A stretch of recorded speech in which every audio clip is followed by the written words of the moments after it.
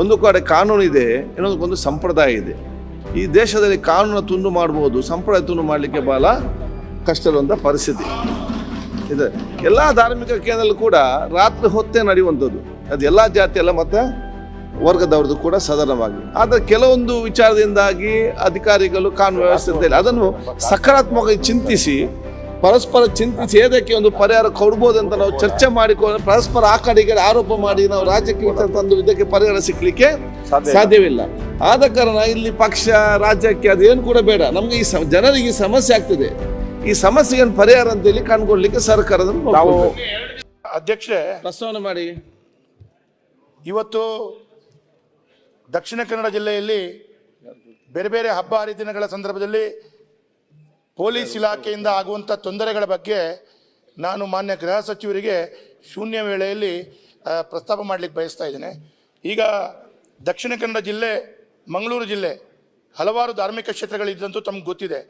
ಇದರಲ್ಲಿ ಯಕ್ಷಗಾನ ಇರಬಹುದು, ಕೋಲ, ನೇಮೋತ್ಸವ, ಜಾತ್ರೋತ್ಸವ, ಬ್ರಹ್ಮಕಲಶೋತ್ಸವ, ರಥೋತ್ಸವ, ಈ ರೀತಿಯ ಕಾರ್ಯಕ್ರಮಗಳು ನಡೀತದೆ.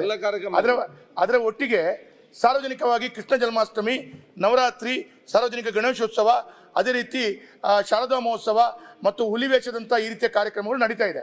ಈಗ ನಿನ್ನೆ ಎಲ್ಲ ಮೊನ್ನೆ ಕೃಷ್ಣ ಜನ್ಮಾಷ್ಟಮಿ ನಡೆದಂಥ ಸಂದರ್ಭದಲ್ಲಿ ಬೆಳಗಿನ ಅವಧಿಯಲ್ಲೇ ದಿನದ ಬೆಳಿಗ್ಗೆಯಲ್ಲಿ ಸಾಯಂಕಾಲ 6-6:30 ಗಂಟೆ ಹೊತ್ತಿಗೆ ಬೇರೆ ಬೇರೆ ಕಡೆಗಳಲ್ಲಿ ಸಾರ್ವಜನಿಕವಾಗಿ ಹಿಂದೂ ಧರ್ಮದ ನಮ್ಮ ಏನು ಕೃಷ್ಣ ಜನ್ಮಾಷ್ಟಮಿ ಕಾರ್ಯಕ್ರಮ ಮತ್ತು ಮೊಸರು ಕುಡಿಕೆ ಕಾರ್ಯಕ್ರಮ ನಡೀತಾ ಇತ್ತು.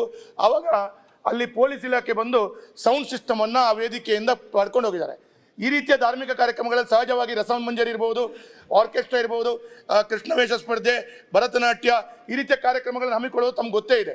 ಇದರಿಂದ ಅಲ್ಲಿ ಇರುವಂಥ ಸೌಂಡ್ 50-40 ಡೆಸಿಬಲ್ಕಿಂತ ಜಾಸ್ತಿ ಸೌಂಡ್ ಹಾಕಿದ್ದಾರೆ ಅಂತೇಳಿ ಪೊಲೀಸ್ ಇಲಾಖೆ ಸೌಂಡನ್ನು ಸೀಸ್ ಮಾಡೋದು, ಮತ್ತು ಆ ಆಯೋಜಕರ ಮೇಲೆ ಮತ್ತು ಸೌಂಡ್ ಸಿಸ್ಟಮ್ನ ಮಾಲಕರ ಮೇಲೆ ಕೇಸ್ ಹಾಕುವಂಥ ಕೆಲಸ ಕಾರ್ಯಗಳು ಪ್ರಾರಂಭ ಮಾಡಿದ್ದಾರೆ.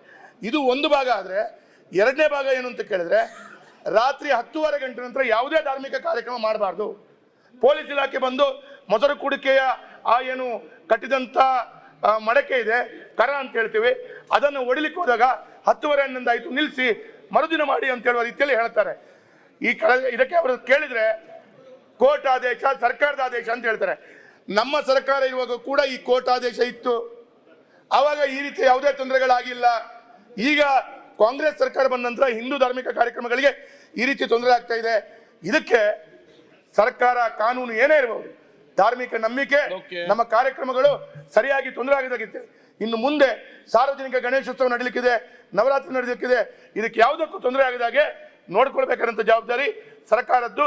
ಇದಕ್ಕೆ ಸರ್ಕಾರ ಮತ್ತು ಕಾಂಗ್ರೆಸ್ ಪಕ್ಷವೇ ನೇರವಾಗಿ ಕಾರಣ ಆಗ್ತದೆ ಅಂತ ಹೇಳಿ ಹೇಳಿಕ್ಕೆ ಬಯಸ್ತಾ ಇದ್ದೇನೆ. ಪಕ್ಷಕ್ಕೆ ಸನ್ಮಾನ್ಯ ಅಧ್ಯಕ್ಷ, ಪಕ್ಷ ಅಥವಾ ಪಕ್ಷ ಇಲ್ಲ ಬಿಡಪ್ಪ,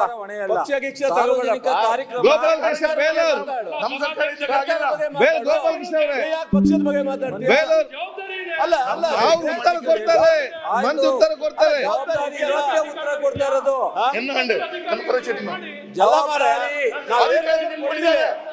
ಸರ್ಕಾರ ಬಗ್ಗೆ ಪಕ್ಷದ ಬಗ್ಗೆ ಮಾತಾಡೋದು ಜವಾಬ್ದಾರಿ ಇರೋದಕ್ಕೆ ಉತ್ತರ ಕೊಡ್ತಾ ಇರೋದು. ದಯವಿಟ್ಟು ಸರ್ಕಾರವನ್ನ, ನಮ್ಮ ಭಾವನೆಗಳನ್ನ, ನಮ್ಮ ಸಂಸ್ಕೃತಿಗಳನ್ನ ಗೌರವಿಸುವಂತ ಕೆಲಸ ಆಗ್ಲಿ, ಅವಕಾಶವನ್ನು ಮಾಡಿಕೊಡುವಂತದ್ದಾಗ್ಲಿ ಅಂತ ನಿಮ್ಮ ಮೂಲಕ. ಯಾರು ಅವಕಾಶ ಕೊಡಲ್ಲ ಅಂದ್ರೆ ಯಾರು? ಸಚಿವರು ನೀವು ಮತ್ತೆ ಉತ್ತರ ಕೊಡಿ, ನೋಡಿ ನೀವೇ ಉತ್ತರ ಸಚಿವರೇ. ಗೊತ್ತಿಲ್ಲ.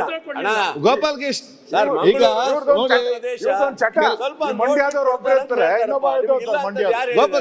ಈಗಾಗಿಲ್ಲ. ಈಗ ಪ್ರಶ್ನೆಯಲ್ಲಿ ರಾಜಕೀಯವಾಗಿ ತರುವುದು ಬೇಡ. ಅಧ್ಯಕ್ಷರೇ, ನಮ್ಮ ಸರ್ಕಾರ ಇದೇ ಸುಪ್ರೀಂ ಕೋರ್ಟ್ ಆದಿದ್ರು ಕೂಡ ರಾಜ್ಯದಲ್ಲಿ ಎಲ್ಲೂ ಈ ರೀತಿಯ ಘಟನೆ ಆಗಿಲ್ಲ. ಈಗ ರಾಜ್ಯದ ಬೇರೆ ಯಾವ ಜಿಲ್ಲೆಯಲ್ಲೂ ಈ ರೀತಿಯಲ್ಲಿ ಇಲ್ಲ, ಕೇವಲ ನಮ್ಮ ಜಿಲ್ಲೆಗೆ ಯಾಕೆ ಈ ಅನ್ಯಾಯ?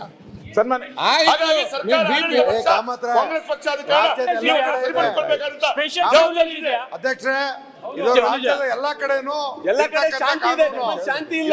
ನಿಮ್ಮ ದಕ್ಷಿಣ ಕನ್ನಡ ಅಧ್ಯಕ್ಷ ಮಾತ್ರ ಅಲ್ಲ, ಎಲ್ಲ ಕಡೆ ಶಾಂತಿ ಇದೆ, ನಿಮ್ಮಲ್ಲಿ ಶಾಂತಿ ಇಲ್ಲಲ್ಲ.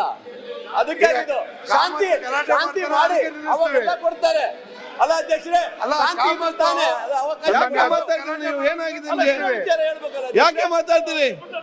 ನಾಯನ ಮೋಟಮವ್ರೆ, ನಾಯನ ಮೋಟಮವ್ರೆ, ಆಯ್ತು ನಾಯನ ಸಂಗಮೇಶ್ ನಿಮ್ಮ ಕ್ವಶನ್ ಅವರ ಬರ್ಲಿಲ್ಲ. ಈಗ ಕೂತ್ಕೊಳ್ಳಿ. ಆಯ್ತು ಆಯ್ತು ಸಂಗಮೇಶ್. ಸನ್ಮಾನ್ಯ ಅಧ್ಯಕ್ಷರೇ, ಮುಂದೆ ಪ್ರತಿಪಕ್ಷ ಮಾತಾಡ್ತಿದ್ದಾರೆ. ಸನ್ಮಾನ್ಯ ಅಧ್ಯಕ್ಷ ಸಂಗಮೇಶ್, ಈಗ ನಾನು ವಿಚಾರ ಅಂತ ಹೇಳಿದ್ರೆ ಒಂದ್ ಸೆಕೆಂಡ್.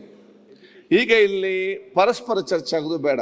ನಮ್ಗೆ ಸಮಸ್ಯೆಗೆ ಇವತ್ತು ಪರಿಹಾರ ಸಿಗ್ಬೇಕು. ಒಂದು ಕಡೆ ಕಾನೂನು ಇದೆ, ಇನ್ನೊಂದು ಸಂಪ್ರದಾಯ ಇದೆ. ಈ ದೇಶದಲ್ಲಿ ಕಾನೂನು ತುಂಡು ಮಾಡ್ಬೋದು, ಸಂಪ್ರದಾಯ ತುಂಡು ಮಾಡಲಿಕ್ಕೆ ಬಹಳ ಕಷ್ಟ ಇರುವಂಥ ಪರಿಸ್ಥಿತಿ ಇದೆ. ಎಲ್ಲ ಧಾರ್ಮಿಕ ಕೇಂದ್ರದಲ್ಲೂ ಕೂಡ ರಾತ್ರಿ ಹೊತ್ತೇ ನಡೆಯುವಂಥದ್ದು. ಅದು ಎಲ್ಲ ಜಾತಿ ಎಲ್ಲ ಮತ್ತು ವರ್ಗದವ್ರದ್ದು ಕೂಡ ಸಾಧಾರಣವಾಗಿ. ಆದರೆ ಕೆಲವೊಂದು ವಿಚಾರದಿಂದಾಗಿ ಅಧಿಕಾರಿಗಳು ಕಾನೂನು ವ್ಯವಸ್ಥೆ ಇಲ್ಲ, ಅದನ್ನು ಸಕಾರಾತ್ಮಕವಾಗಿ ಚಿಂತಿಸಿ ಪರಸ್ಪರ ಚಿಂತಿಸಿ ಏದಕ್ಕೆ ಒಂದು ಪರಿಹಾರ ಕೊಡ್ಬೋದು ಅಂತ ನಾವು ಚರ್ಚೆ ಮಾಡಿಕೊಂಡು ಪರಸ್ಪರ ಆ ಕಡೆಗೆ ಆರೋಪ ಮಾಡಿ ನಾವು ರಾಜ್ಯಕ್ಕೆ ತಂದು ಇದಕ್ಕೆ ಪರಿಹಾರ ಸಿಕ್ಕಲಿಕ್ಕೆ ಸಾಧ್ಯವಿಲ್ಲ.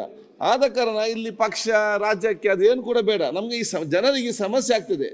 ಈ ಸಮಸ್ಯೆಗೆ ಪರಿಹಾರ ಅಂತೇಳಿ ಕಂಡುಕೊಳ್ಳಲಿಕ್ಕೆ ಸರ್ಕಾರದನ್ನು ನೋಡ್ಕೊಳ್ಬೇಕು.